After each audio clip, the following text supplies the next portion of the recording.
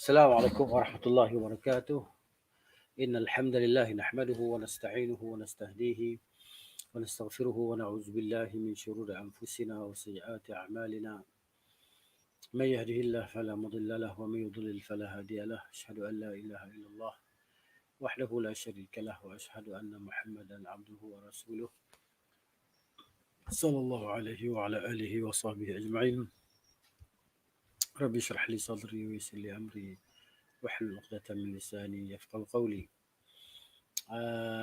Kita sampai pada muka surat 65 daripada buku Dosa-dosa yang dipandang remeh oleh Syekh Muhammad bin Saleh Al-Munajjid hafizahullah. Jadi kita sampai kepada tajuk yang ke-21, wanita musafir tanpa ditemani oleh mahram. Okey. Menurut Ibn Abbas radhiyallahu anhuma, Rasulullah sallallahu alaihi wa alihi wasallam bersabda, "La tusafirul mar'atu illa ma'a dhi mahramin." Maksudnya, tidak dibenarkan seseorang wanita keluar bermusafir kecuali dengan mahram. Ketetapan di atas bagi semua jenis musafir. Malah ia termasuk musafir ke Mekah untuk menunaikan ibadah haji atau umrah. Wanita yang bermusafir tanpa diikuti mahramnya mampu menarik perhatian ahli maksiat. Bahkan tanpa segan silu, golongan ini mungkin menjadikannya sebagai mangsa. Dalam situasi sebegitu, sudah tentu wanita berada dalam keadaan lemah dan tidak berdaya. Kebanyakan apa yang dilihat ialah wanita-wanita ini akan termakan pujuk rayu mereka. Paling tidak maruahnya akan tergadai kerana sanggup mempertaruhkan dirinya keluar secara bersendirian. Termasuk juga musafir dilakukan dengan menaiki penerbangan daripada satu destinasi ke satu destinasi yang lain. Walaupun daripada satu sudut kita melihat ia baik ataupun selamatlah. Seperti dihantar oleh mahramnya ke airport dan dijemput oleh mahramnya yang lain. Persoalan yang timbul, siapakah yang duduk di sebelahnya sepanjang perjalanan itu? Seandainya terjadi kerosakan hingga pesawat terpaksa mendarat di salah satu transit atau berlaku kelewatan yang delay, penerbangan dan perubahan jadual, pernahkah kita terfikir apakah yang akan berlaku sedangkan perkara ini sentiasa berlaku? Lihatlah betapa Islam tegas mengenai persoalan mahram.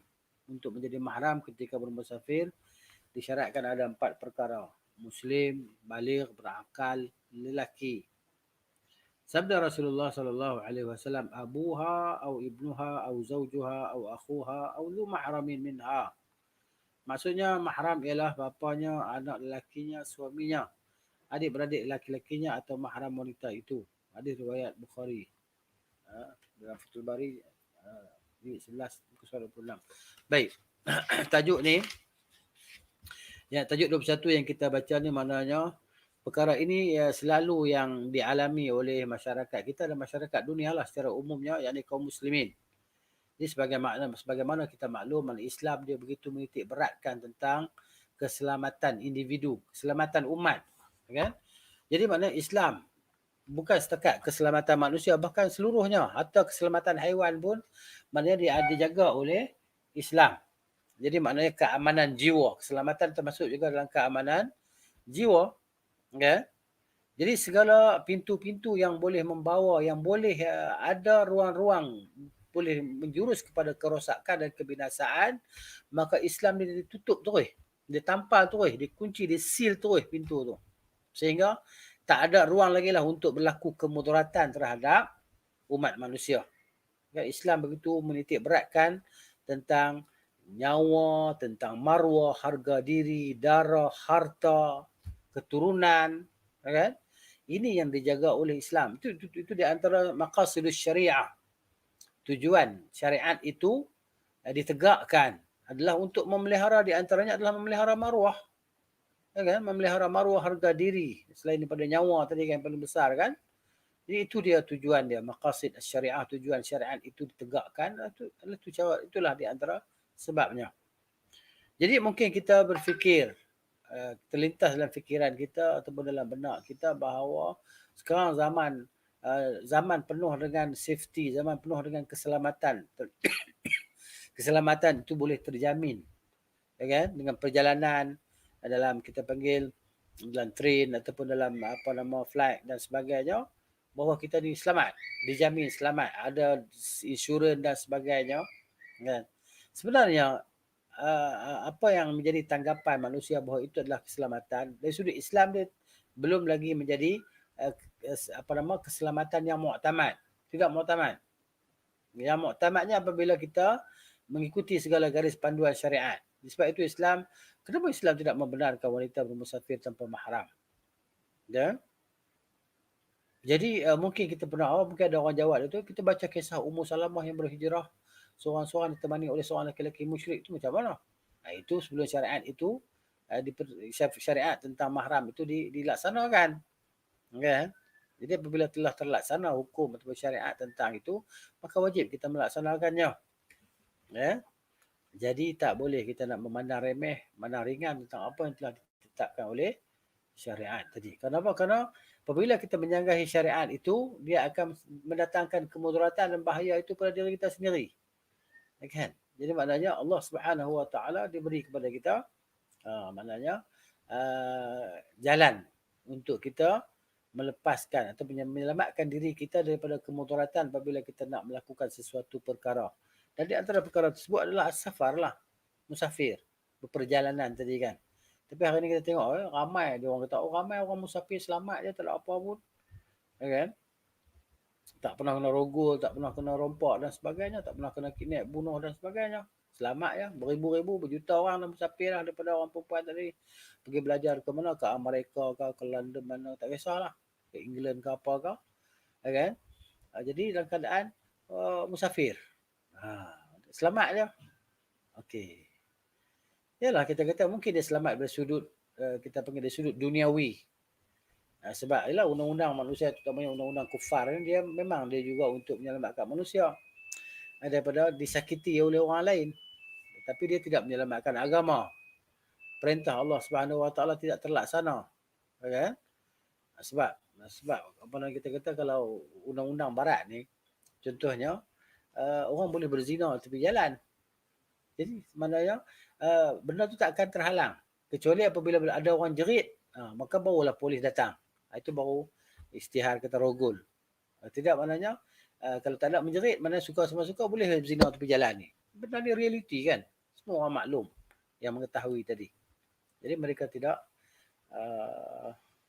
mana menyelamatkan daripada sudut agama. Bateri laptop saya dah nak habis, saya nak cas.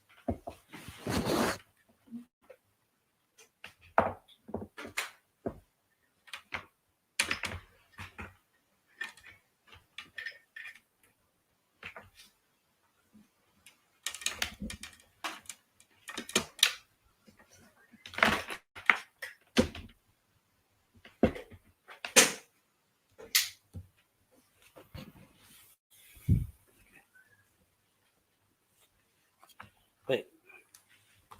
Itu dia apa yang dijelaskan kepada kita. Wajib kita ambil beratlah. Tanpa kita memandang remeh terhadap apa yang telah diperintahkan oleh syariat. Kerana perintah syariat itu adalah untuk kebaikan manusia seluruhnya. Syariat ini tidak membebankan. Tetapi manusia yang dalam hatinya ada penyakit, kan? Ada rasa nak menentang Allah Subhanahu Wa Taala, maka dia protes, macam-macam protes. Kita ini tidak bertamadun ataupun tidak mengikut ke peredaran zaman, kan? Hakikatnya Islam ni sentiasa mengikuti peredaran zaman. Sebab apa? Sebab adalah agama yang diwahyukan oleh Allah Subhanahu Wa Taala. Kan? Allah dah cipta agama Islam ni sesuai untuk seluruh manusia dan seluruh masa sampai ke hari kiamat. Dan apabila dipraktikkan Islam itu, maka terserlahlah keamanan, kebahagiaan hidup dalam dunia tadi. Tapi bila manusia mementingkan hawa nafsu, kan, maknanya mengikut telunjuk syaitan, maka di situlah bermulanya timbul kerosakan tadi, kebinasaan. Sebab itu Allah beritahu ma asabakum min musibatin fabima kasabat aydikum wa ya'fu an katsir. Apa-apa yang menimpa kamu daripada musibah adalah dengan sebab perbuatan tangan kamu sendiri. Allah memaafkan. Allah sentiasa memberi kemaafan dan keampunan. Begitu. Jadi kita kena maklum, dan maknanya yang pastinya hukum dia begitu. Tidak boleh bagi wanita untuk bermusafir tanpa mahram dia. Hatta hendak melakukan ibadah haji ataupun umrah. Kan? Jadi maknanya di sana kita akan dapatilah orang ni akan keluarkan berbagai-bagai statement. Berbagai-bagai hujah untuk menyangkal apa yang kita sebutkan di sinilah, hadis. Kadang-kadang mereka menggunakan hadis itu mengikut kefahaman mereka sendiri sesuai dengan kehendak nafsu mereka. Kan? Di sana ada hadis yang menyebut bahawa ada wanita nanti musafir dia daripada satu tempat ke satu tempat dalam keadaan dia itu selamat. Tak ada siapa yang mengganggu. Kan? Tapi hadis ini adalah hadis yang jelas. Nabi kita, la tusafirul mar'atu. Tidak boleh wanita itu bermusafir melainkan tanpa mahram. Kan? Bukan maksud dia 3 hari musafir dalam jarak sekurang daripada 3 hari itu boleh tanpa mahram. Dia tak kira jarak kurang daripada 3 hari ke, kan? Jarak 3 hari ataupun ke atas ke, sama aja hukum dia. Tidak boleh. Kan? Tapi macam mana pula wanita yang berkerjaya hari ni kan, terpaksa pergi keluar negara untuk melaksanakan tugas dia, tinggal anak-anak isteri dia, anak-anak suami dia kan di Malaysia, dia kena pergi untuk laksanakan tugas dengan kawan-kawan dan sebagainya.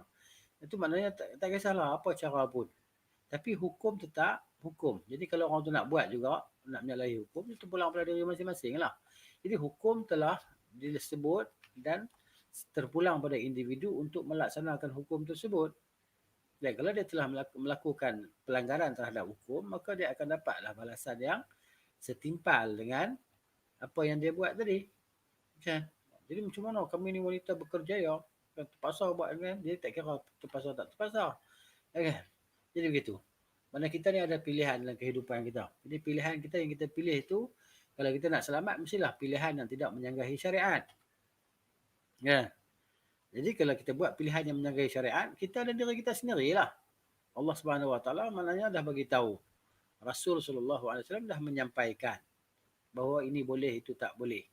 Dan ada perkara-perkara yang dilarang. Kalau kita beriman kepada Allah Ta'ala dengan iman yang sepenuhnya, maka kita akan berkata sami'na wa ata'na. Tapi sebahagian orang ataupun kebanyakan orang, dia akan bertanya, ustaz tu, ustaz ni, ustaz tu, ustaz ni. Kan? Jadi kalau 10 orang ustaz kata tak boleh, ustaz yang ke-11 kata boleh, maka dia akan ambil yang boleh lah. Kan? Lagi tak jumpa yang ke-11 tak boleh juga, cari yang ke-12. 12 pun tak boleh juga, dia pun cari yang ke-13. Sampailah dia akan jumpa titik satu ustaz kata boleh kalau ada kumpulan ramai, kan, wanita yang ramai boleh, gitu. Jadi dia kata ini yang aku nak cari, ustaz yang ke-15 atau ustaz yang ke-20, baru dia jumpa jawapan yang dia nak tadi, bahawa ustaz tu yang ke-20 kata boleh, yang 19 orang lagi kita tak boleh. Dia akan ambil yang tu. Ini manusia yang hati dia ada penyakit. Na'udzubillah min zalik. Okay? Kita bermohon kepada Allah Ta'ala supaya Allah Ta'ala jaga hati kita ni daripada berbolak-balik lah. Kan? Jadi kita ni terlalu menginginkan kehidupan dan kemewahan dan kesenangan dunia. Takut nak meninggalkan kerjaya dunia tadi, sekiranya kerjaya dunia itu menyanggahi syariat Tuhan. Macam orang makan rasuah lah. Orang makan rasuah ni kan. Kadang-kadang dia macam-macam alasan takwil yang dia buat. Takwil ni aku bukan ambil, bos aku yang ambil, dia bolang poket aku kan, aku bukan tahu kan. Aku tak tanya pun dia ambil mana dan sebagainya. Begitu. Jadi maknanya berdoalah kepada Allah Subhanahu Wa Taala supaya Allah selamatkan kita daripada musibah dunia ni, musibah maksiat ni. Maksiat ni adalah dosa dan musibah. Jadi sebab tu hidup kita ni jadi gelap. Kan? Hati kita tidak bercahaya. Ya, sebab dengan maksiat tadi maknanya kita, mata hati kita tidak menampak jalan, tidak nampak kepada jalan petunjuk. Jadi begitu kan kesimpulannya, wanita yang bermusafir tanpa mahram, dia adalah perjalanan yang maksiat lah. Perjalanan yang maksiat. Dosa tadi. Okey ya. Habis di situlah. Kemudian memandang wanita dengan sengaja. Ini bagi orang lelaki lah. Firman Allah Ta'ala, a'udzubillahi minasyaitanir rajim. قل للمؤمنين يغضوا من أبصارهم ويحفظوا فروجهم ذلك أزكى لهم إن الله خبير بما يصنعون. Maksudnya katakanlah wahai Muhammad kepada orang-orang lelaki yang beriman supaya mereka menghalang pandangan mereka dari memandang perkara yang haram dan memelihara kehormatan mereka. Demikian itu lebih suci bagi mereka. Semuanya Allah amat mendalam pengetahuannya tentang apa yang mereka kerjakan. Sabda Rasulullah sallallahu alaihi wasallam, fazina al-aini an-nazaru ay ila ma haram Allah. Maksudnya mengenai zina mata adalah melalui penglihatan, iaitu melihat perkara-perkara yang haram. Hadis riwayat Ahmad. Ya. Kemudian namun tidak termasuk hukum di atas apabila seorang lelaki melihat wanita untuk keperluan yang dibolehkan dalam syarak. Umpamanya seorang lelaki memandang kepada wanita yang ingin dilamarnya. Begitu juga seorang doktor lelaki melihat pesakit wanita. Hal yang sama juga termasuk kaum wanita. Wanita diharamkan memandang kaum lelaki yang bukan mahramnya dengan pandangan yang boleh menimbulkan fitnah. Firman Allah Ta'ala, وَقُلْ لِلْمُؤْمِنَاتِ يَغْضُضْنَ مِنْ أَبْصَارِهِنَّ وَيَحْفَظْنَ فُرُوجَهُنَّ. Dan katakanlah kepada perempuan yang beriman supaya menghalang pandangan mereka dan memandang perkara yang haram dan memelihara kehormatan mereka. Begitu juga haram memandang lelaki yang belum baligh dan lelaki tampan dengan penuh syahwat. Haram lelaki melihat aurat lelaki lain. Hal ini sama hukumnya dengan wanita. Setiap aurat yang tidak boleh dilihat, ia juga tidak boleh dipegang.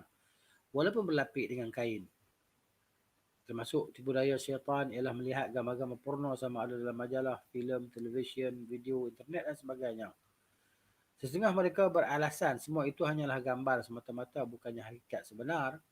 Namun bukankah sesuatu yang jelas bahawa semua itu mampu merosakkan akhlak dan membangkitkan nafsu syahwat.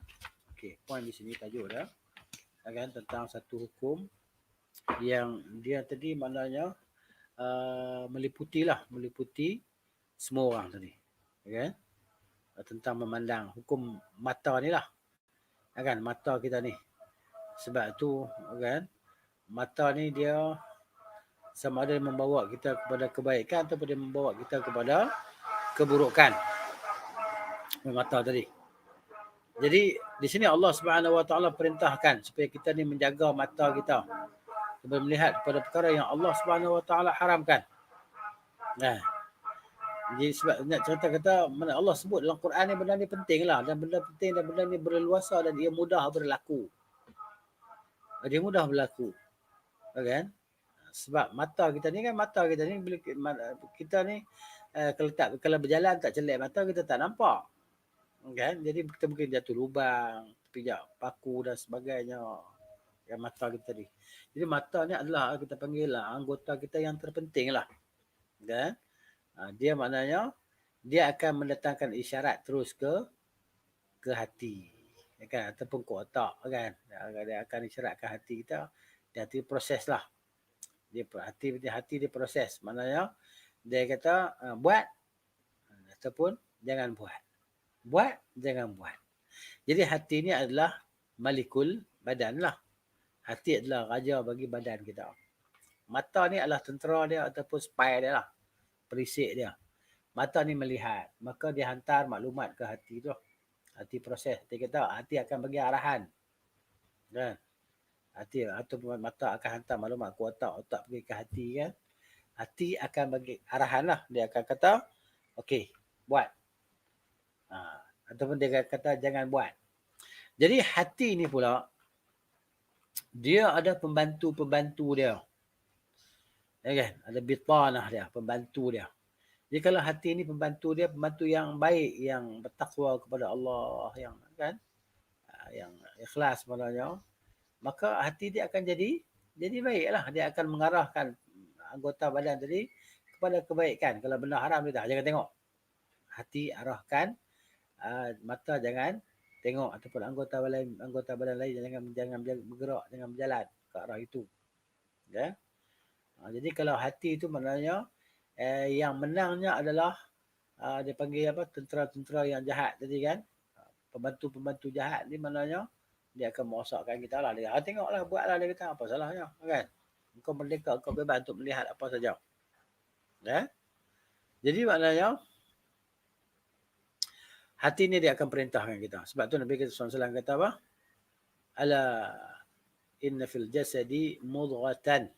Kama qala Islam. Tahuilah sungguhnya dalam jasad kita ada setul darah, kan? Mudghah. Idza saluhal jasadu kullu, apabila dia baik maka jasad ni seluruhnya baiklah. Idza fasada, bila dia rosak maka jasad ni seluruhnya akan rosaklah. Gitu. Maknanya hati tadi. Jadi ceritanya mata tadi lah, mata sebagai dia panggil anggota tentera bagi hati. Hati yang memerintahkan. Jadi Allah Subhanahu Wa Taala perintahkan kita tadi. Katakanlah kepada orang-orang yang beriman. Jadi keimanan tu di mana? Keimanan itu di dalam hati. Ya kan? Keimanan dalam hati. I'tiqad kita, kan? Keimanan. Percaya tak percaya. Okay, hati tadi. Dia nak terima tak terima. Jadi Allah Ta'ala kata, katakanlah kepada orang-orang yang beriman. Orang yang ada hati dia, dalam hati dia ada iman. Ya. Yaghuddu, supaya mereka itu menjaga, menghalang pandangan mereka. Min absarihim. Yaghuddu, menahan daripada pandangan mata mereka. Menahan macam mana? Menahan daripada melihat kepada perkara-perkara yang dilarang, yang diharamkan oleh Allah Subhanahu Wa Taala. Jadi bagaimana kita nak tahu benda tu haram atau benda tu halal? Tentunya dengan ilmu nafi', dengan ilmu yang bermanfaat. Kan? Jadi dengan ilmu yang bermanfaat dia akan menjana, dengan keimanan tadi dia akan menjana amalan salihan. Ilmu yang bermanfaat dia akan mendorong kepada amal salih, amal yang baik. Ya? Gitu. Jadi apabila Allah perintahkan supaya kita jaga pandangan kita daripada melihat benda-benda yang jangan melihat benda-benda yang diharamkan, maka kalau kita ada iman, iman kita kuat, kan? Masa tu iman tadi dia mengalahi tentera syaitan dan nafsu, maka di situ kita berjayalah mengekang pandangan mata kita daripada melihat kepada perkara-perkara dosa dan maksiat itu. Jadi ini perintah Allah Subhanahu Wa Taala. Bila Allah perintah, maka itu suatu kewajipan ke atas kita yang wajib kita tunaikan, yang wajib kita laksanakan. Baik. Wa yahfazu furujahum, dan mereka supaya menjaga kemaluan mereka lah. Jadi Allah Taala perintahkan kita jaga mata, Allah perintahkan kita untuk menjaga kemaluan. Kenapa? Daripada mata tadi dia akan pergi ke hati, dan hati akan memerintahkan buat begini, buat begitu, buat begini. Jadi kemaluan itulah yang akan membenarkan, ataupun kemaluan itulah yang akan mengingkari. Kemaluan itu membenarkan perbuatan maksiat, maka dia akan melakukan perzinaan. Kalau dia mengingkari, kan, kalau ikut perbuatan maksiat, kalau mengingkari dia akan jauhkan diri dari perzinaan tadi. Jadi mata ini suatu benda yang amat bahayalah. Selain mata itu kita gunakan untuk mendapatkan pahala dan redha daripada Allah Subhanahu Wa Taala, maka mata itu juga berfungsi untuk mendatangkan dosa dan malapetaka kepada seseorang lah, kan? Jadi begitu. Sebab itu maknanya Nabi SAW sebut dalam hadis dia, Nabi gunakan perkataan simbolik ataupun kinayah dengan perkataan habibataini. Habibataini, barang siapa yang kami uji dia, jadi mana Allah Ta'ala kata hadis kursi, kan, siapa yang kami uji dia dengan dua habibataini, dua kekasihnya. Apa dia dua kekasihnya? Iaitu dua matanya. Jadi kalau dia bersabar, Allah Ta'ala akan berikan kepada dia syurga lah. Begitu besarnya peranan mata kita tadi, kan, sangat besar. Jadi kita wajiblah menjaga mata kita daripada perkara-perkara yang merosakkan mata tadi, kan? Jadi di antara perkara yang merosakkan mata kita, maksud merosakkan kebaikan dia tadi adalah dengan melihat kepada perkara-perkara yang tidak dibenarkan oleh Allah Subhanahu Wa Taala. Jadi kalau ialah semua kita tak mampu nak menjaga, melainkan dengan dorongan daripada Allah Ta'ala, maka kita berdoa kepada Allah Subhanahu Wa Ta'ala supaya Allah tolong kita untuk kita ni dapat jaga mata kita dan seluruh anggota badan kita daripada terjerumus ke dalam maksiat lah. Dan sebab tu ada doa-doa yang diajar oleh Nabi SAW, kan? Allahumma a'inni wa la tu'in alayya. Ya Allah, tolonglah aku, janganlah kau bantu musuh-musuh aku untuk merosakkan aku. Begitu. Di antara musuh-musuh kita adalah diri kita sendirilah. Antara musuh kita adalah diri kita sendiri, iaitu hawa nafsu. Kan, selain daripada syaitan. Jadi syaitan dan hawa nafsu ni mereka sentiasa bekerja sama. Kan, saling bantu membantu untuk membinasakan kita manusia tadi. Jadi itu kerja syaitan. Jadi hawa nafsu tadi, kalau kita tak dapat nak kontrol dia, itulah dia. Tapi itulah, apabila Allah Subhanahu Wa Taala memberi taufik kepada seorang hamba, maka insya-Allah dia akan dapat jaga dan dapat kontrol diri dia. Ya. Jadi kita, Allah suruh kita jaga mata, Allah suruh kita jaga kemaluan kita. Demikian itu terlebih suci, kan? Terlebih suci bagi mereka, azka lahum. Sesungguhnya Allah Maha mengetahui dengan apa yang mereka semua kerjakan. Tidak satu pun yang luput daripada pengetahuan Allah Subhanahu Wa Taala. Ya, Allah Taala mengetahui maha detail lah, kan? Daripada besar sampailah pada sekecil-kecil perkara tadi. Apa yang kita buat. Jadi Allah Subhanahu Wa Taala sedia untuk memberi balasan lah terhadap kita apa yang kita telah lakukan tadi. Jadi kalau kita dah buat maksiat, buat dosa, kan, melihat kepada yang haram semua, kemudian kita beristighfar dan bertaubat kepada Allah Subhanahu Wa Taala dan kita melaksanakan segala syarat-syarat taubat tadi, maka Allah Subhanahu Wa Taala pasti akan mengampuni kita, akan memaafkan kita, menghapuskan dosa-dosa kita, dan dia akan masukkan kita ke dalam syurganya. Begitu. Jadi Allah Maha mengetahui dengan segala apa yang mereka kerjakan. Kemudian yang kita cerita tadi tentang hadis lah, kan, hadis. Jadi maknanya anggota-anggota badan kita ni selain berkemaluan itu boleh berlaku perzinaan juga. Ya. Mata berzina dia dengan melihat. Telinga berzina dia dengan mendengar. Tangan berzina dia dengan memegang. Kaki berzinanya dengan pergi kepada tempat tu. Okay. Lalu yang membenarkannya apa dia? Adalah kemaluan lah. Kemaluan ni yang terakhir lah. Dia akan melaksanakan sama ada, okay, itu berzina yang hakiki ataupun berzina yang tidak hakiki. Kalau berzina yang tidak hakiki itu adalah dia dengan melihat dengan pandangan mata yang akhirnya turun ke hati kita, lalu menimbulkan perasaan syahwat, kan, dalam diri kita tadi. Begitu. Kemudian kita baca tadi cerita berkenaan dengan sekiranya melihat kerana keperluan, itu dibenarkan dalam syariat, kan? Melihat kerana keperluan, kerana nak melamar seorang wanita untuk menjadi isterinya, maka itu dibenarkan. Bukan bermakna dia boleh melihat, lepas melihat lagi, lepas tu bertelefon lagi, lepas tu berjumpa lagi, pergi makan, keluar makan, pergi awal malam balik lewat malam, siang hari keluar pergi makan, hari cuti dan sebagainya. Itu tak dibenarkan dalam syariat. Tetapi itu yang dilakukan oleh kebanyakan manusia. Kebanyakan orang Islam buat benda macam tu. Hatta ibu bapa sendiri, kan, yang kita pernah temui, kita melihat ibu bapa tadi, sehingga dia pernah kata pada anak dia, kata pada anak perempuan dia, kamu ni tak ada teman lelaki ke? Tak pernah nampak ada orang jemput kamu pergi makan minum pun? Soalan daripada seorang ibu atau seorang ayah kepada anak perempuan dia. Ini maknanya ini bukan cara hidup orang Islam, kan? Bukan cara yang cerminkan oleh syariat Islam. Itu maknanya menyalahi syariat dan menyalahi tuntutan Islam atau kehendak Allah Subhanahu Wa Taala. Maka itu adalah dosa. Dia pakat kongsi dosa lah. Mak dapat dosa, ayah dapat dosa, anak pun dapat dosa, pakat berdosa belakang. Okay? Tetapi kebanyakan manusia mereka tidak melihat benda ni satu perkara yang penting. Kan? Sehingga dia bawa, ada orang budak lelaki mai tidur dekat rumah dia, kan, semalam, 2 malam. Nak melihat macam mana perangai budak lelaki tadi. Dalam rumah itu ada anak perempuan dan sebagainya. Ini berlaku dalam masyarakat kita dan bukan masyarakat kita pun berlaku jugalah. Kecuali orang yang hidup mereka cerminkan oleh pengetahuan agama dan amalan yang soleh, yang baik tadi lah. Jadi kalau orang berilmu dia tak buat benda macam tu. Ini kebanyakan kita orang-orang jahil lah. Ini berlaku. Ya, berlaku. Begitu. Begitu juga orang yang menjadi doktor, kan. Doktor. Jadi doktor pun kita tengoklah, kan, tidak ada keperluan. Kalau tak ada keperluan, sekarang doktor wanita pun begitu ramai, kan. Jadi kenapa nak cari ambil doktor laki-laki? Alasan doktor laki-laki lebih pakar daripada doktor perempuan. Ini hanya alasan saja. Takkan tak ada doktor perempuan yang pakar. Ataupun kata kami kekurangan doktor pakar yang perempuan. Ini tanggungjawab pemerintah dan kerajaan untuk mewujudkan kan bilangan doktor perempuan yang ramai tadi untuk merawat pesakit wanita kan. Supaya keselamatan lebih terjamin.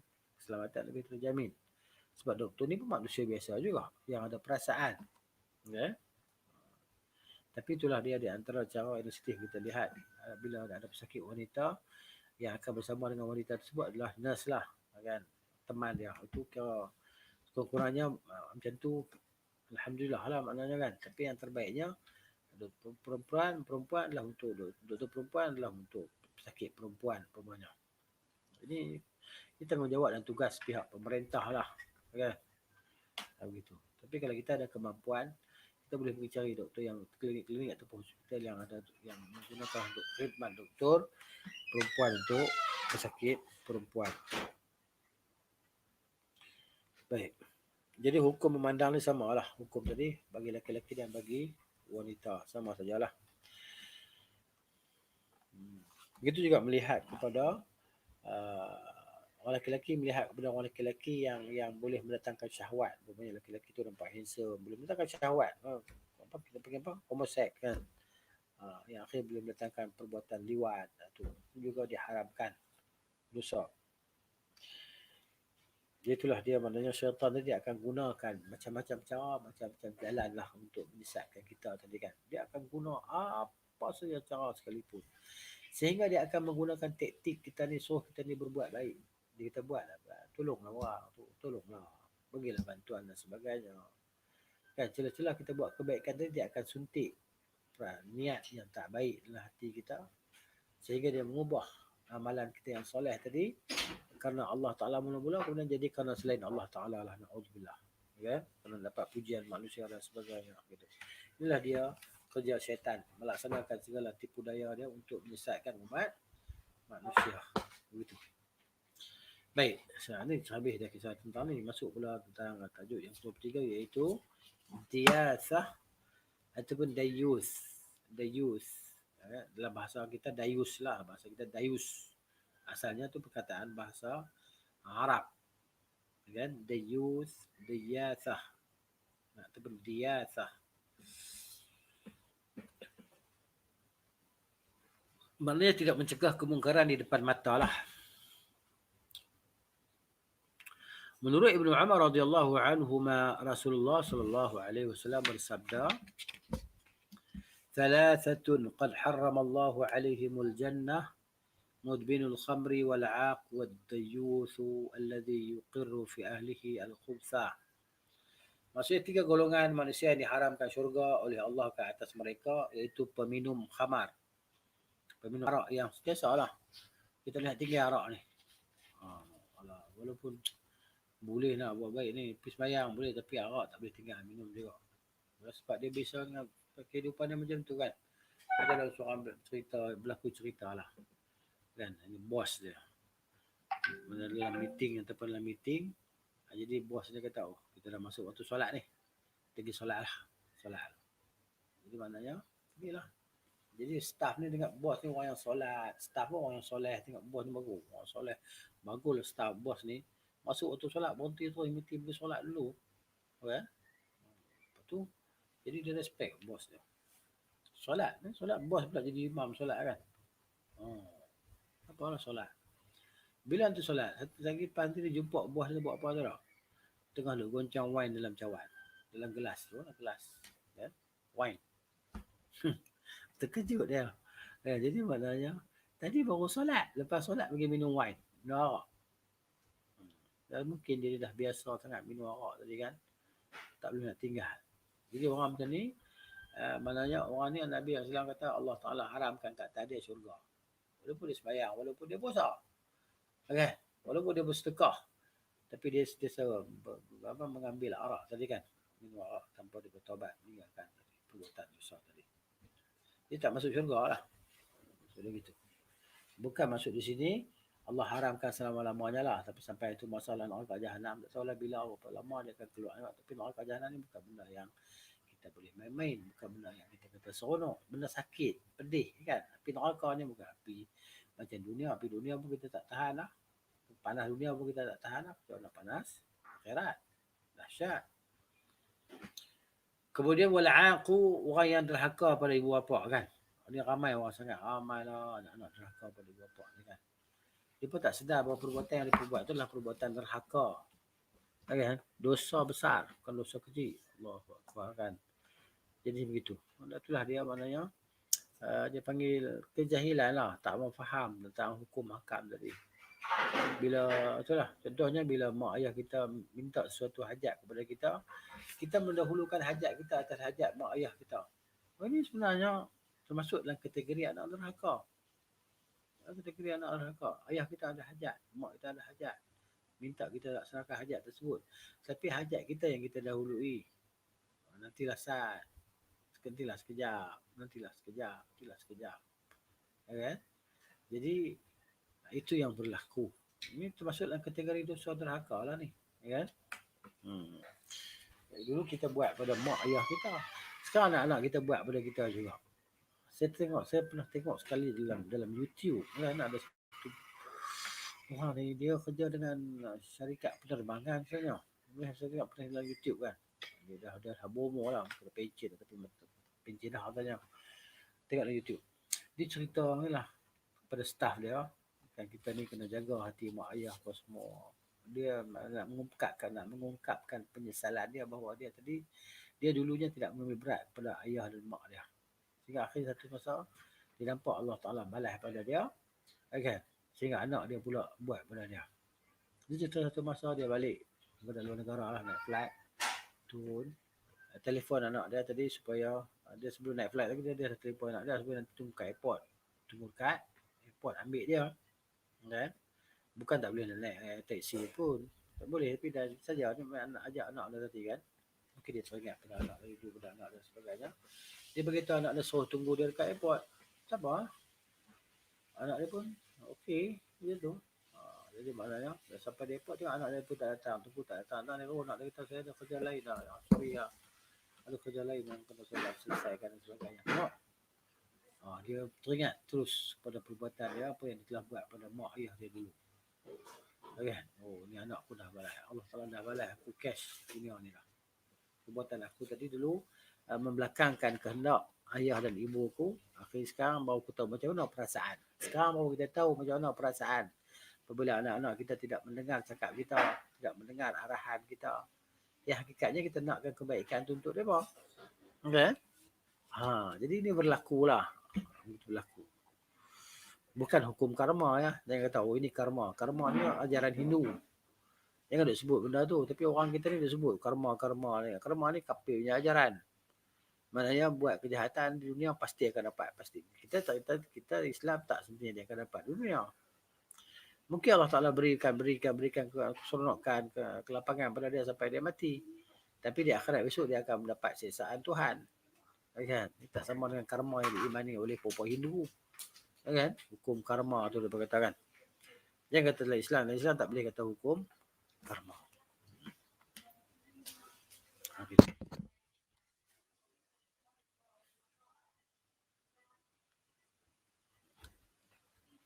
Baik.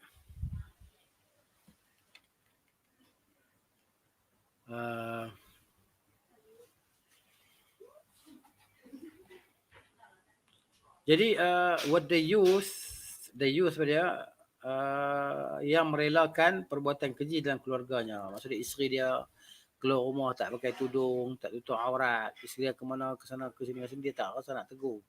Bimbang. Kalau isteri dia tegur nanti dipotong bantuan dia. Kan? Isteri dia kerja, dia tak kerja. Jadi maknanya tak berani nak menunggu isteri dia. Dia pun hidup dalam menumpang rumah isteri dia, makan daripada hasil isteri dia bimbang, takut. Okay? Jadi maknanya tak berani menegur perbuatan isteri dia tadi dalam melakukan perkara dosa. Ini the use, ya, the use. Ini ultimate juga diharamkan masuk dalam syurga lah. Okay? Baik. Kemudian dia kata kemunculan diasah di zaman kita antaranya ialah hanya menutup sebelah mata. Ketika melihat anak perempuan dan isteri sedang berkomunikasi dengan lelaki bukan mahram di luar rumah umpamanya. Kan? Ini berlaku lah. Kita berleluasa kan. Dan akhirnya menjadi punca keretakan ataupun kehancuran rumah tangga adalah kehadiran orang yang ketiga lah. Kehadiran orang yang ketiga dalam keluarga tadi begitu. Mungkin dah lama-lama isteri dia jumpa kawan dia adalah kawan sekolah dia umpamanya dalam Facebook. Ataupun dulu dia pernah berkapal dengan orang tersebut, cinta dengan orang tersebut, ya kan? Lalu berpisah, dia berkahwin dengan orang lain, laki-laki itu berkahwin dengan orang lain. Akhirnya di situ masa tengok macam mana syaitan tadi kan.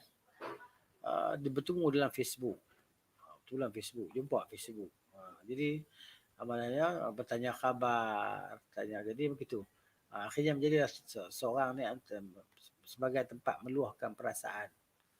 Apa nama? Perasaan itulah. Tentulah kita ni bila hidup dalam rumah tangga ada benda-benda kita panggil benda-benda pahit dan sebagainya. Tapi ketika dia jumpa dengan orang tu dia akan ingat benda pahit lah dengan keluarga, dengan suami dia apa semua tadi kan. Maka dia akan ceritalah pada kawan dia tadi suami dia begini. Akhirnya kawan tu pun mungkinlah nasihat. Kononnya nasihat syaitaniyah dia lah. Nasihat syaitaniyah. Dan akhirnya apa berlaku perceraian. Ini banyak berlaku. Ini bukan saya cakap benda yang kita kata benda yang saya reka-reka sendiri. Ini berlaku dalam masyarakat kita. Bagaimana? Sehingga ada yang pernah mesej dengan saya lah. Mesej dengan saya. Dia kata, macam mana Ustaz? Kalau saya ni minta cerai pada suami saya. Saya jumpa kawan lama saya. Kan? Jadi kawan lama saya ni, kan? Yang lebih menakutkan orang lama ni pun Ustaz. Na'udzubillah. Ustaz. Kan? Dia ni Ustaz dan dia boleh ajar saya. Dia boleh kan.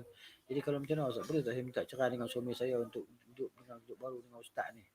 Saya kata ni lah dia syaitan berwajah manusia. Nasallallahu ta'ala at-taufiq. Minta Allah Ta'ala beri kepada kita taufik dan penjagaan tadi. Jadi begitu lemahnya pemikiran dia tadi kan. Mudahnya nak minta cerai pada suami dia. Kemudian nak pergi kahwin dengan Ustaz tadi. Allahu Akbar. Saya nasihatkan dia. Kan Ustaz ni Ustaz ni maknanya syaitan. Manusia berwajahkan syaitan. Syaitan berwajahkan manusia. Ustaz syaitan. Okay? Dia nak meruntuhkan rumah tangga orang. Okay? Dia tak tahu benda tu dosa besar. Tapi kerana dia juga dikuasai oleh hawa nafsu dia, dikuasai oleh syaitan, maka dia membuat benda macam tu. Saya nasihat, tak tahulah. Wanita tersebut dia terima ataupun tak terima, dia mesej kepada saya tanya soalan, saya pun jawablah soalan tersebut. Saya tak kenal siapa wanita tu, tak kenal. Dan saya tak mau tanya pun siapa dia kan. Jadi begitu. Jadi cukuplah dia memadai sebagai pengajaran untuk kita semua bagaimana rosaknya manusia di akhir zaman ni dengan kita panggil media massa yang begitu mudah kan. Facebook ni kan dia jadi platform boleh jadi kepada kebaikan, juga boleh jadi kepada kejahatan yang merosakkan kehidupan tadi kan. Macam belah rumah tangga. Ini berlaku di Melaka baru-baru ni kita tengok kan. Seorang isteri apabila suami dia keluar berniaga, dia kerja, dia dah masuk satu orang lelaki lain dalam rumah dia. Okay. Ini semua hasil daripada apa? Daripada kemudahan kita panggil ni lah ni, kemudahan teknologi ni kan. WhatsApp, Facebook ni yang paling ketara lah. Kita nampak kan sebab dia mudah cari orang. Sebenarnya kita dah ingat nama orang tu ke, ingat kampung dia ke, kan? Jadi maknanya kita akan dapat cari orang tu, detect dia kat mana-mana. Jadi ini memudahkan kerja syaitan. Memudahkan kerja syaitan untuk merosakkan manusia lah. Jadi kita jadi rosak lah. Maknanya illa marahimallahu, kecuali siapa yang Allah Ta'ala rahmati, ia terselamat lah daripada kerosakan tersebut. Kan? Itu cerita dia. Baik. Ini berlaku kan? Saya rasa saya tak perlu cerita banyak benda ni. Semua kita tahu. Saya rasa semua kita maklum dengan perkara ni. Gitu. Mengadakan majlis suai kenal, reunion, dengan ada ramah mesra antara ahli keluarga. Ya. Maksudnya ipar dengan kakak ipar, adik ipar dengan kakak ipar, semua ini adalah al-maut. Kata alhamdul maut. Ipar itu adalah kematian. Di mananya kadang-kadang adik ipar aku, tak salah apa ni, adik ipar aku ni, kakak ipar aku ni, abang ipar aku. Dan Nabi SAW mengingatkan kita tentang ipar itu adalah alhamdul maut. Ipar itu adalah maut, adalah kematian. Dosa, maksiat. Begitu. Ini berlaku kan kadang-kadang berlaku musim raya ke perayaan, pakat balik kampung ramai-ramai kan. Duduk dalam rumah, mak ayah tadi serumah, tidur bergelimpangan, campur antara yang apa nama ipar dengan adik ipar, abang ipar, kakak ipar dan sebagainya. Dan akhirnya membawa kepada dosa besar lah kalau maksiat tadi. Tapi kalau ada orang yang berilmu, ya balik. Tak ada masalah bang. Jadi dia sama ada diletakkan kaum wanita semua di satu rumah. Kalau lelaki-lelaki pergi rumah lain, homestay dan sebagainya. Itu kelebihan sekarang lah. Dulu kita tak dengar tentang homestay kan. Sekarang ada homestay banyak. Jadi maknanya boleh. Kan kaum wanita, dia berkumpul sama-sama mereka di satu sebuah rumah. Dan sekolah lelaki di sebuah rumah yang lain. Gitu.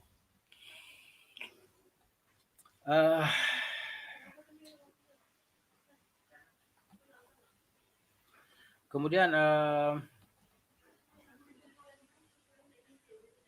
membenarkan salah seorang wanita terdiri daripada ahli keluarga berduaan dengan lelaki bukan mahram. Membiarkan salah seorang wanita terdiri daripada ahli keluarga memandu kenderaan berdua-duaan dengan lelaki bukan mahram. Walaupun tunang atau teman lelaki-lelaki. Jadi masalah kita apa nama, okay?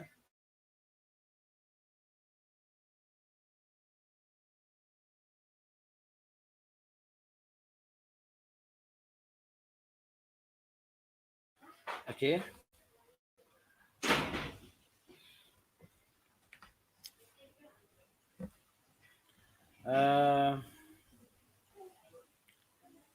Masalah kita ni kan, masalah orang Melayu kita ni, dia sebelum kahwin tu dia akan bertunang. Jadi dalam pertunangan ni lah berlakunya macam-macam tragedi lah. Bertunang pula sampai 2-3 bulan, setahun 2 tahun bertunang. Kan? Bertunang ni kita kata bagai nak rock. Kan? Maksud dia macam majlis keluarga kahwin tu betul lah. Padahal majlis bertunangan je. Ni. Ini maksud dia manusia-manusia yang hati mereka ni ada penyakit. Dalam Islam mana ada anjuran tunang-tunang ni? Cari lah mana dalil. Mana dalil tunang dalam Islam? Kan? Jadi masyarakat kita ni dah jadi macam tu kan. Dah jadi terbiasa dengan perkara-perkara ni. Jadi kita nak kikis sebenarnya ni payah. Kalau dah lamar, maksud lamar tu masalah. Bila berlaku persetujuan, kahwin je lah. Nak tunggu apa lagi? Ni tunggu nak bagi, tunggulah 2 tahun biar ada orang puas kenalan dulu kan. Tahu hati budi dan sebagainya. Ini terus kahwin tak kenal lagi macam mana. Bodohnya manusia sampai tahap macam tu. Dia bukan dekat orang kampung, kita orang yang educated, yang ada pelajaran tinggi kan, akademik ni, macam tu. Kan? Biar bertunang 2-3 bulan, 2-3 tahun. Ini benar-benar menyanggahi ajaran Islam tadi. Di situlah sela-sela itu akan berlakunya maksiat dan kemungkaran dalam pertunangan tu. Baik, bahkan ibu bapa membenarkan mereka keluar tanpa memakai tudung hingga seluruh manusia yang sedang lalu lalang dapat memandang ke arahnya dengan jelas bahawa anak-anak perempuan ke panggung wayang yang menayangkan filem-filem lucah atau mempamerkan diri untuk dimuatkan dalam majalah-majalah yang menyebarkan kerosakan di atas muka bumi dalam masa sama melakukan perbuatan itu tanpa segan silu. Ini realiti yang berlaku lah. Kan? Jadi kita nak buat apa? Nak buat macam mana? Macam tu dah kehidupan ni. Jadi nak selamatnya, buatlah apa yang Allah Ta'ala perintahkan. Kalau tak nak selamat, buatlah apa yang kita kena. Buatlah ikut kehendak kita. Jadi gitu. Hukum telah diperjelaskan. Maka praktiknya tinggal nak dilaksanakan lah. Boleh melaksanakan ataupun tidak, terpulang pada individu masing-masing lah. Begitu. Nasallallahu taufiq. Ini apa yang disebut oleh Syekh ni dalam kitab buku kecil ni, maknanya semua perbuatan-perbuatan ni berlaku dengan berleluasa di kalangan masyarakat kita lah. Ataupun bukan masyarakat kita, seluruh dunia lah benda ni berlaku kan. Kecuali orang yang dirahmati oleh Allah Subhanahu Wa Ta'ala, orang yang dijaga oleh Allah Ta'ala supaya tidak terjebak dalam perkara maksiat ataupun dosa ini. Baik, seterusnya ini juga berlaku di kalangan masyarakat kita. Anak angkat ni lah ni. Memalsukan keturunan bapa dan mengabaikan tanggungjawab. Okay? Dia kata dia ni keturunan raja sekian, keturunan syekh sekian, keturunan sekian-sekian. Padahal tak ada apa-apa pun. Menurut syariat Islam, seorang Muslim tidak dibenarkan menasabkan diri kepada orang lain selain ayahnya atau sengaja memalsukan keturunan dengan menasabkan diri kepada suatu golongan. Saya diberi keturunan sekian-sekian, keturunan sekian-sekian. Setengah individu melakukan perbuatan itu untuk tujuan mendapatkan habuan dunia semata-mata hingga akan sanggup menulis nasab palsu dalam surat-surat dan dokumen-dokumen penting untuk memudahkan urusannya. Dengarlah satu cerita. Ada seorang ni, dia nak pergi kahwin dengan apa nama wanita Arab lah. Wanita Arab Indonesia. Kan Indonesia ni, dia ada orang Arab kan, yang berkahwin dengan orang Indonesia ataupun memang bawa family duduk di situ. Dan dia pun ada perkampungan dia pun sendiri lah. Orang Arab tadi. Dia pada kabilah-kabilah dia pun. Dia perkahwinan dia pun sama-sama dia pun lah. Dia ada seorang budak Melayu ni, dia nak teringin nak kahwin dengan orang Arab Indonesia. Jadi dia buatlah apa yang patut kan. Dia pun tukar nama dia, bin dia, bubuh nama Al sikit, LL ke apa ke. Dia nampak macam orang Arab. Muka dia pun macam orang Arab sikit lah. Kan, tubuhnya besar, hidungnya mancung, kan, handsome. Nampak macam orang Arab. Tapi Melayu lah. Tak tahu mungkin mak ayah dia keturunan luar, tak tahulah. Kan? Tapi dalam IC tu Melayu lah. Maka dia ubah lah. Kan dia pergi senang mudah lah. Indonesia boleh buat je kan. Maka dia pun berkahwin lah dengan wanita tadi. Yang ending dia adalah perceraian lah. Endingnya adalah perceraian. Akhirnya bercerai lah. Gitu. Itulah boleh berapa anak tak tahu lah. Itu bercerai lah. Misalnya. Baik. Jadi tak berkat lah. Tak berkat. Nipu. Bohong. Palsukan surat dan dokumen tadi kan. Sebahagian yang lain pula melakukannya kerana ingin membalas dendam kepada ayahnya meninggalkan dirinya sejak kecil. Kan, dia bubuh nama dia bin Walid. Tak payah bin ayahku. Ayahku tak pernah lihat aku. Ayahku tak pernah bela aku. Kan, ayah apa macam tu. Okey, dia memaki dan mencaci bapak dia yang telah, maknanya yang mana dia tu daripada titisan air bapaknya. Begitu. Kita ni sejahat mana bapak kita, ayah kita tadi. Itulah dia ayah kita yang darinya kita dilahirkan. Jadi kenapa kita nak sombong? Maka kan Allah Ta'ala murka orang macam ni. Walaupun bapak kita buat benda yang menyakiti kita tak baik, benda kita tinggalkan kita tanpa nafkah dan sebagainya. Tapi jasa dia kita wujud di atas dunia ni. Tanpa dia kita tak akan ada di atas dunia. Jadi kalau kita anak yang macam tu, segeralah kita bertaubat kepada Allah Ta'ala. Segeralah kita mohon ampun kepada bapak kita. Kalau bapak kita masih hidup. Dan kalau kita tak tahu bapak kita kat mana, kita carilah sampai jumpa bapak kita tadi. Ya kan? Itulah dia. Kerana dia, ada dia, kita di atas muka bumi. Tak ada dia, kita pun tak ada di atas muka bumi. Jangan sombong. Begitu. Semua perbuatan di atas termasuk hukum haram. Perbuatan itu jelas melahirkan kerosakan yang lebih besar dan bakal menimbulkan berbagai persoalan dan kemuskilan. Umpamanya dalam urusan mahram, nikah, pewarisan harta dan sebagainya. Ini boleh kan, maknanya dia panggil mendatangkan keburukan di masa depan lah. Mendatangkan keburukan dan kerosakan di masa depan. Sehingga seorang tu dia boleh makan benda yang haram. Kenapa? Kerana dia bukan ahli waris. Maka apabila dia mengaku macam tu, maka dia termasuk di antara ahli waris, maka dia telah makan harta pusaka dengan cara yang haram. Itu dosa besar lah. Kan? Betul juga pernikahan. Yang akan jadi wali menikah bagi wanita tadi kan. Kalau bukan bapak dia, macam mana jadi wali? Tak sah lah pernikahan itu. Baik. Dalam sebuah hadis marfu', ni hadis yang disandarkan kepada Nabi sallallahu alaihi wasallam lah, sampai Sa'ad bin Abu Bakrah radhiyallahu anhu, dia berkata, "Man idda'a ila ghairi abihi wa huwa ya'lamu fal jannatu 'alaihi haramun." Hadis riwayat Al-Bukhari. Siapa yang mengaku mempunyai nasab kepada selain ayahnya sedangkan dia mengetahuinya, haram baginya syurga. Syurga haram bagi dia. Justru menurut ketetapan syarak, haram mempermainkan nasab atau memalsukannya.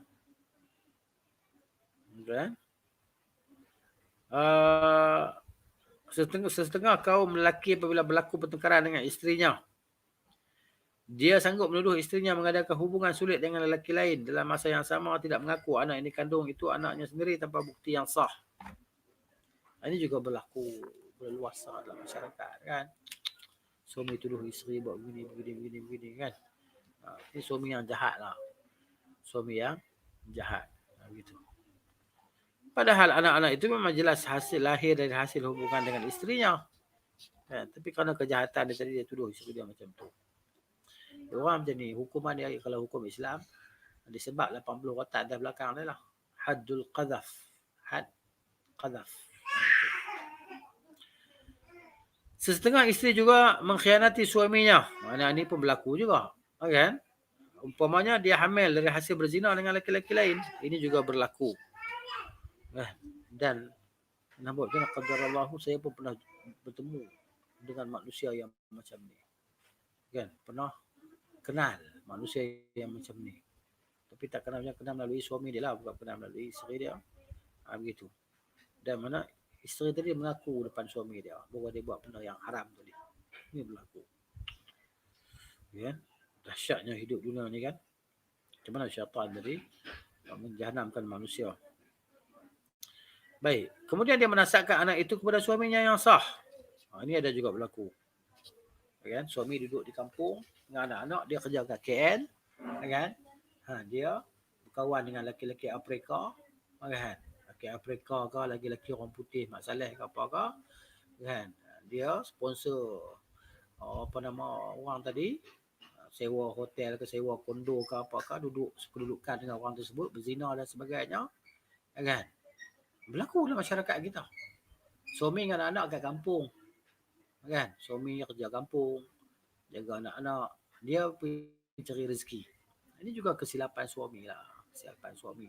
Kenapa dibenarkan isteri dia pergi bekerja jauh, terasing berdiri dia. Pada tugas bekerja ni, mencari rezeki ni bukan tugas isteri. Ini tugas suami. Kan? Gitu. Jadi musibah, fitnah kan. Nampak macam mana dia kata isteri dia dah belajar tinggi, takkan dia tak bekerja. Kan? Dengan sijil yang dia ada tadi, takkan dia bekerja. Dia ada kelayakan untuk bekerja. Maka dia beri kebebasan. Bukan salah sekena kerja tadi, tapi kena ikutlah lunasnya, mengikut landasan syariat. Sehingga akhirnya isteri dia berzina dengan orang dan sebagainya kan. Gitu. Ini berlaku. Ada juga orang yang saya kenal begitu kan. Isteri dia ditangkap khaluat. Bekerja. Orang yang bekerja. Kan, di jabatan, satu jabatan, salah jabatan kerajaan ke swasta ke, tu kerja isteri dia tadi. Kan, suami pun kerja sendiri macam tu lah.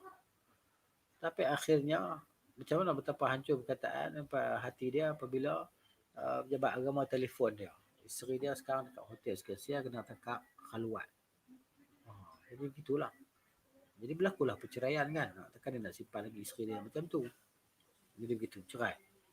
Dan akhirnya isteri pun kahwin lah. Tapi bukan berkahwin dengan orang yang dia berkhaluat tu, kahwin dengan orang lain.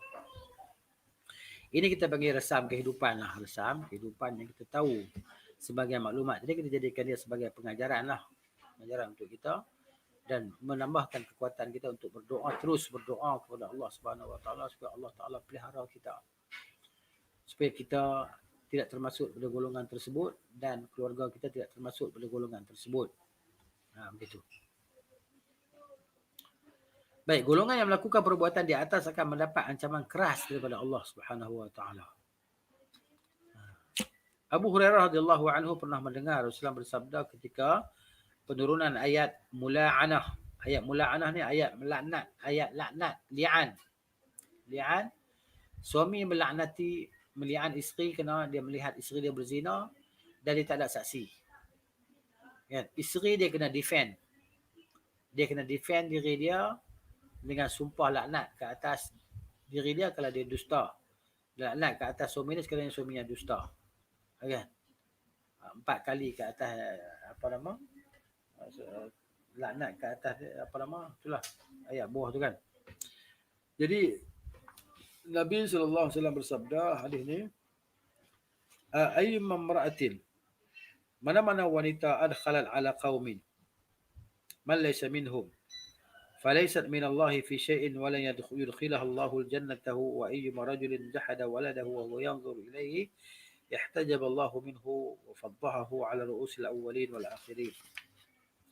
Maksudnya mana-mana wanita yang menggolongkan seorang anak kepada suatu kaum padahal dia bukan daripada golongan Allah, daripada golongan mereka, Allah pasti akan berlepas diri daripadanya dan tidak akan memasukkannya ke dalam syurga. Mana-mana lelaki-lelaki yang tidak mengakui anaknya padahal dia mengetahui dengan yakin bahawa anak itulah anaknya yang sah, Allah akan menutup dirinya menutup diri daripadanya dan akan memalukannya di hadapan orang-orang yang terdahulu dan kemudian. Itu tadi akhirat lah ni. Ya, benda ni benda yang bahaya yang kita kena ambil maklum tentang itulah.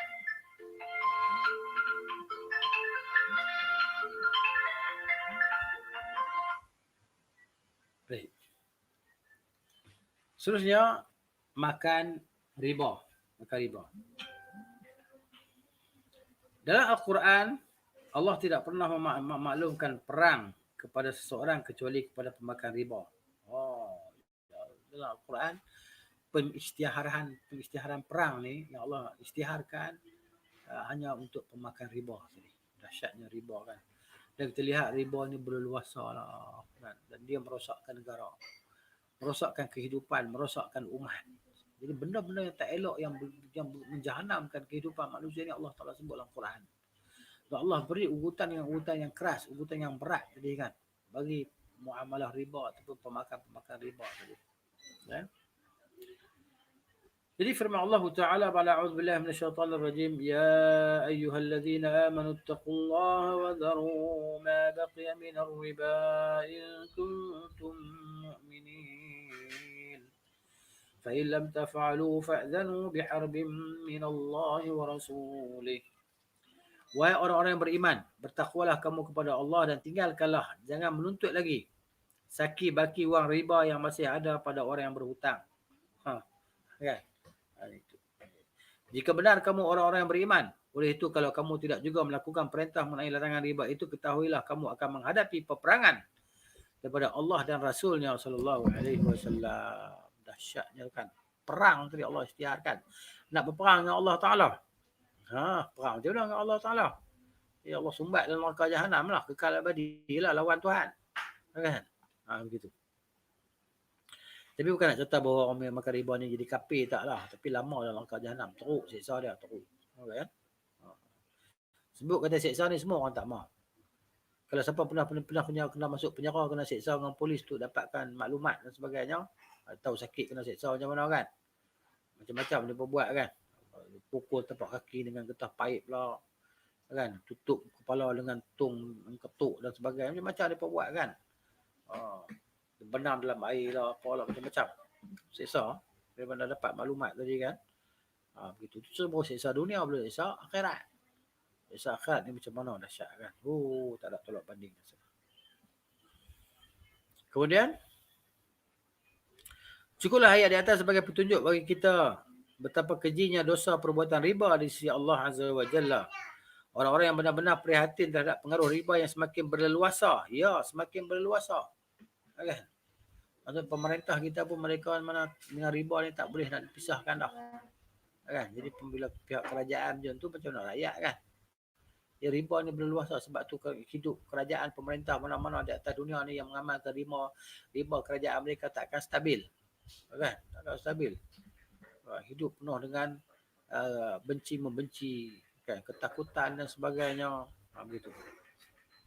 Kerana mereka tidak bertakwa kepada Allah. Kerajaan yang tidak bertakwa kepada Allah, macam mana datang berkat dan rahmat daripada Allah Ta'ala. Kan? Sebab tu hidup penuh dengan kesengsaraan, kepayahan. Kan? Begitu.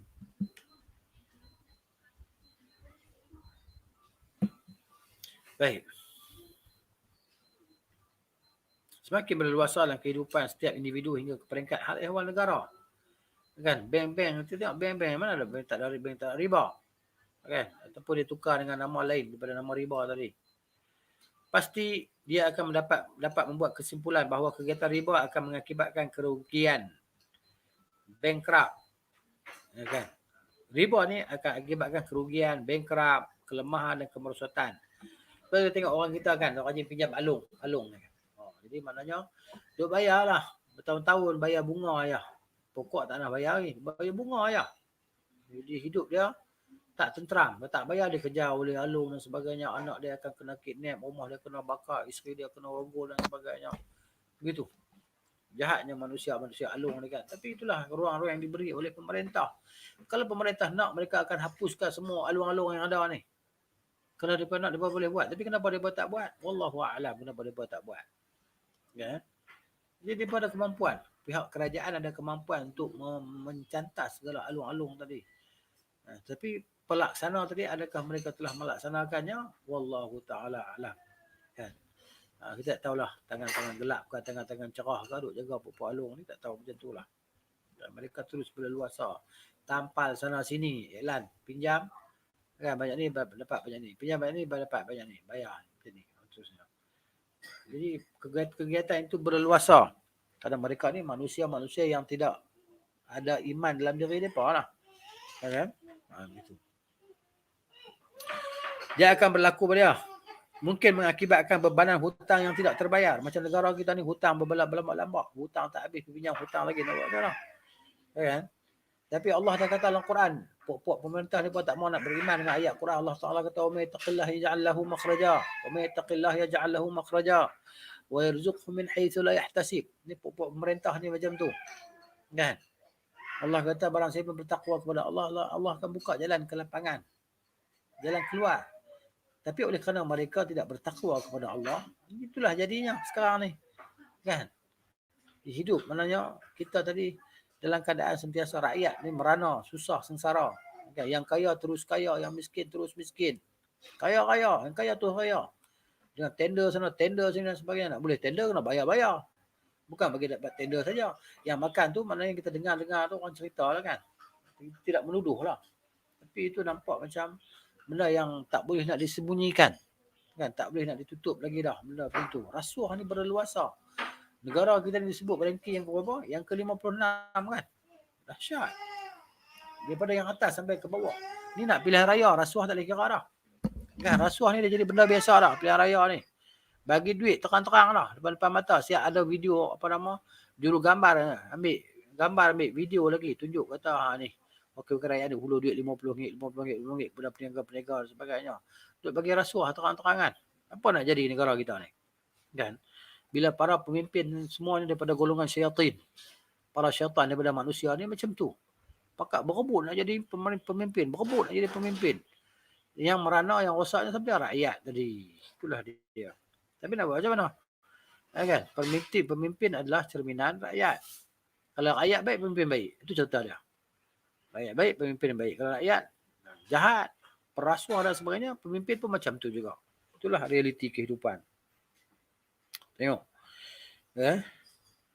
Kemelesetan ekonomi, angka pengangguran meningkat, terbantu usaha perniagaan dan perdagangan. Ni, bahaya riba ni. Di samping itu, kegiatan riba juga menjadikan hasil usaha dan penat lelah setiap hari hanya tertumpu kepada pembayaran hutang dan bunga riba yang tidak pernah ada penghujungnya. Macam orang dengan alung lah, orang duk pinjam dengan alung, tak dengar kan. Oh, alung ni duit punya banyak kan. Tapi dia niat kereta buruk ada macam tu. Niat kereta buruk, kereta tu orang tak mau dah tengok. Tapi kalau buka duit, bonet dia tengok duit, berbeg-beg duit. Cakap lah nak punya mana. Jadi ramai orang pergi minta alung kan. Yang tak ada iman lah. Tak ada iman, tak ada takwa ni. Pergi cari alung lah untuk selesai masalah dia. Nak berniaga. Kan? Dia buka restoran. Nak bergerak. Pergi cari alung lah. Untuk pam RM100,000, RM200,000. Buat bisnes modal berniaga. Akhirnya gantung diri. Kan? Tak boleh nak bayar dia. Alung tu ugut, gantung diri dia. Bunuh diri. Neraka jahanam tu dia. Itu dia. Maknanya begitu. Ini menunjukkan wujudnya ketidakseimbangan sosial dan menambahkan wang ringgit untuk digunakan oleh minoriti masyarakat. Kan? Dalam masa yang sama mencipta kelompok kemiskinan di tengah-tengah majoriti masyarakat yang mana mereka sendiri berada dalam kepapaan dan kemiskinan. Ada kemungkinan inilah salah satu contoh kezaliman hasil daripada perbuatan riba sehingga Allah sanggup mengisytiharkan perang ke atas mereka yang bermuamalah dengan muamalah ribawiyah ini. Semua pihak berperanan dalam kegiatan riba. Dalam kegiatan riba ini, kadang-kadang sebagai perantara atau orang yang membantu melancarkan bagi proses kegiatan riba ini. Mereka inilah golongan yang dilaknat melalui lidah Nabi SAW. Nabi kata, la'ana Rasulullah SAW akil riba wa mukilahu wa katibahu wa syahidaihi wa qala hum sawa. Nabi SAW, Rasulullah melaknat pemakan riba, pemberi riba, bagi riba pun kena laknat juga. Macam orang-orang kita yang duk beli emas, guna emas untuk gadai bila sesak-sesak kan. Dia niat awal lagi dah nak gadai. Bila gadai kena bayar bunga, bayar bunga. Nak ambil balik emas tu tak mampu. Tu kerja bayar bunga tiap-tiap bulan. Ni riba. Jadi kena laknat juga pokok ni pun. Kan? Kena laknat. Bila kita kata dekat dia kata apa? Apa tak ada jalan lain dah. Dan dia fikir jalan tu sempit sangat. Jalan Allah Ta'ala ni sempit sangat. Manusia ni bila dia tak beriman, tak kenal Allah Ta'ala, dia akan fikir jalan tu rezeki itu sempit. Padahal Allah Ta'ala buka jalan rezeki seluas-luasnya. Syarat kita bertakwa kepada Allah Subhanahu wa Ta'ala, sentiasa dekatkan daripada Allah, minta pada Allah, maka Allah akan buka jalan kelapangan untuk kita. InsyaAllah. Dan sebab itu kita kena ingat bahawa dunia ni bukan matlamat kita. Kan? Bukan kita nak jadi kaya raya, jutawan dan sebagainya. Kan? Jadi orang terkaya, ranking nombor 2, nombor 1 di antara orang paling kaya. Bukan macam tu. Kalau kaya sangat pun tapi hidup penuh dengan kesusahan, kedekut, bakhil, tak pernah bersedekah. Kan? Menipu negara pula. Duit yang wajib dia bayar pada kerajaan pun dia tak bayar. Kenapa? Kerana dia adalah kerajaan. Gitu. Allah musta'an. Baik, pemakan riba wa mukilahu, penulis yang tulis, tukang tulis. Kan, pemberi wa katibahu wa syahidaihi, dan saksi gorento pun kena juga, kan, kena laknat. Tambah penghinaan mereka itu sama saja, hum sawaun, sama saja depa ni, dari sudut dosa depa sama. Berdasarkan hadis di atas, setiap umat Islam tidak digalakkan bekerja sebagai sekretari atau setiausaha ataupun accountant, penerima wang nasabah deposit, kan, pemberi wang nasabah deposit, menghantar wang deposit dan berbagai kerja lain yang mendorong ke arah riba. Sesungguhnya Rasulullah SAW telah menerangkan betapa buruknya kegiatan riba. Menurut Abdullah bin Mas'ud radhiyallahu anhu, Rasulullah bersabda, "Ar-riba thalathatun." Riba ada 3. Ada thalathatun wa baca hadis tak habis ni. Ar-riba thalathatun wa sab'una baban. Riba ada 73 bab. Thalathatun wa sab'una baban. Aisaruha mithlu an yankiha rajulu ummahu wa in arba ardu ar-rajul al-muslim. Maksudnya riba memiliki 73 pintu. Banyaknya pintu dia. Pintu paling ringan daripada 73 itu, daripadanya adalah dosa seperti seorang lelaki yang berzina dengan ibu dia sendiri. Itu dosa paling ringan. Macam mana dosa paling berat? Seburuk-buruk riba ialah tuduh hormat kepada seorang Muslim. Ya?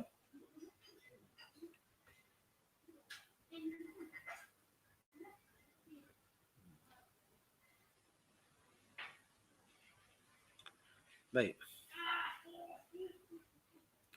Ardul rajul al-muslim.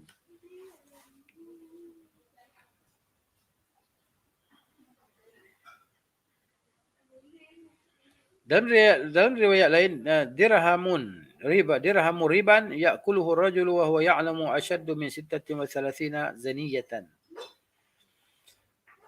1 dirham wang riba yang dimakan oleh seorang lelaki sedangkan dia mengetahuinya lebih berat siksaan berbanding berzina sebanyak 36 kali. Dahsyatlah dosa riba ni.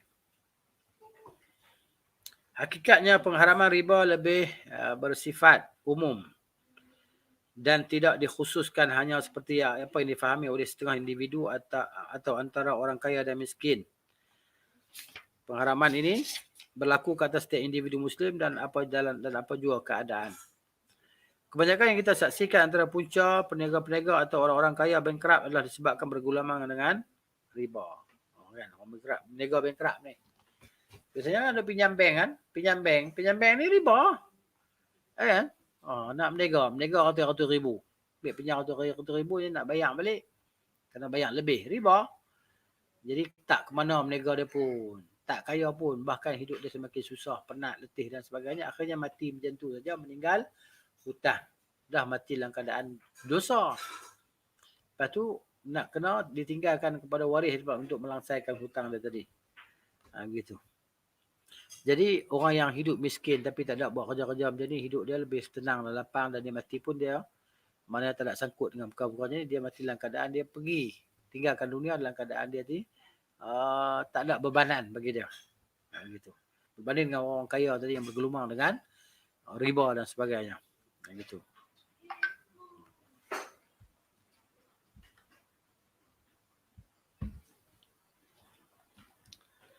Ada kemungkinan keberkatan wang yang diperolehi hasil riba itu walaupun banyak akhirnya dilenyapkan oleh Allah sedikit demi sedikit.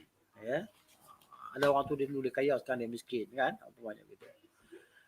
Sabda Rasulullah sallallahu alaihi wasallam, "Id ar-riba wa in kathura fa inna 'aqibatahu tasiru ila qallin." Ya. Maksudnya riba itu walaupun pada awalnya banyak, tapi pada akhirnya ia akan menjadi sedikit. Nah itulah dia natijah dan hasilnya. Riba juga tidak dikhususkan hanya pada jumlah wang yang dikeluarkan sahaja hingga boleh dikatakan sekiranya jumlah wang yang banyak maka ia diharam. Ia diharamkan. Tetapi jika hanya jumlah sedikit ia tidak diharamkan. Hakikatnya sedikit atau banyak wang yang dikeluarkan ke arah riba ia tetap haram. Tetap diharamkan. Orang yang memakan atau mengambil riba kelak akan dibangkitkan dari alam barzakh pada hari kiamat seperti orang yang dirasuk syaitan. Meracau-racau lantaran terkena penyakit gila, terhuyung hayang. Macam tu. Ya. Kalladhi yatakhabbathu syaitan min al-mas. Begitu Allah sebut. Walaupun riba termasuk dosa paling keji, tetapi Allah Subhanahu wa taala masih menerima taubat orang yang ingin meninggalkan perbuatan itu. Jadi maknanya Allah ni mintalah apapun taubat kepada dia daripada segala dosa apa benda pun, kan? Syirik, dosa syirik pun maknanya kita nak bertaubat, kita kembali kepada Islam dan bertaubat maka Allah ampunkan. Ya? Tapi dibimbang tak ada nak bertaubat mati. Kan? Tak ada nak bertaubat kepada Allah Taala mati. Allah mati dalam keadaan dosa dan maksiat.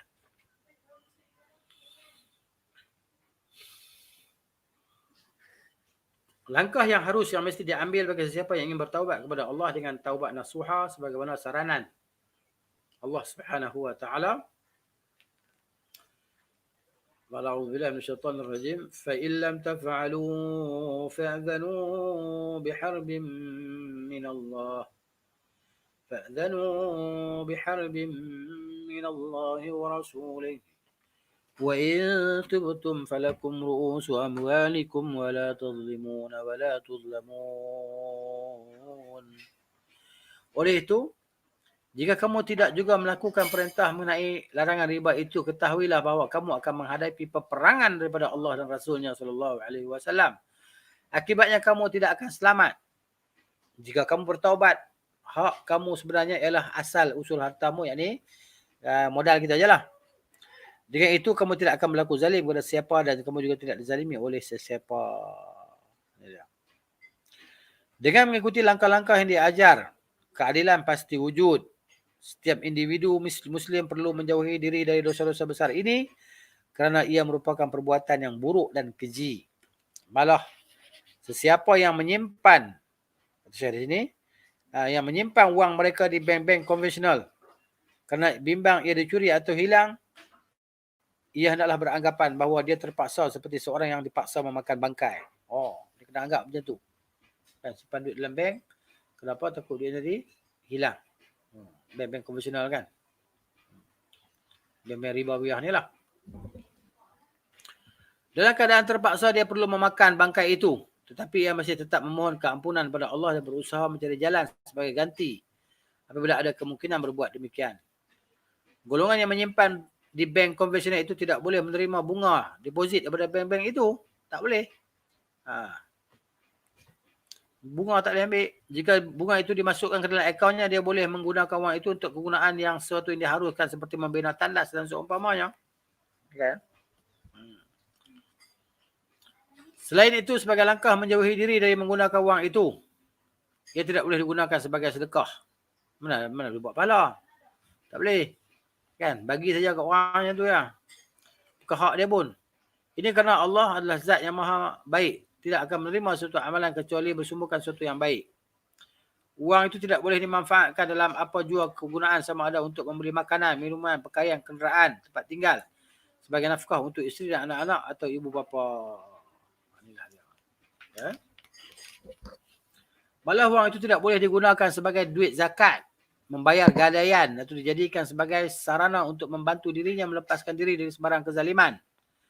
Justru dia hendaklah melepaskan diri dari semua keadaan itu dengan berserah dan takutkan kepada Allah Subhanahu wa taala. Itulah dia. Semoga Allah Subhanahu wa taala memberi kepada kita kekuatan lah untuk menjauhi amalan-amalan keji ni kan, amalan-amalan riba ni. Hidup ni dah berluasa macam tu dengan riba kan.